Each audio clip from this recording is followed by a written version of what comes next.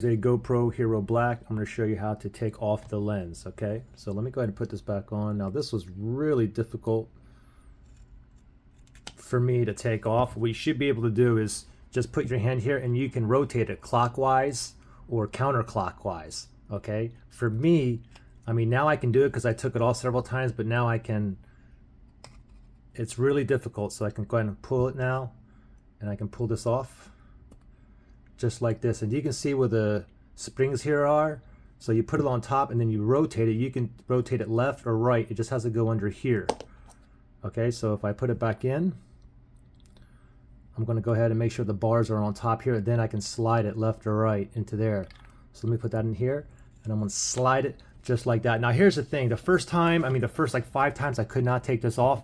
I had to use a credit card. Okay, so if you can't take it off first time with just your hands, grab yourself a credit card, and what I had to do is just kind of wedge it in there.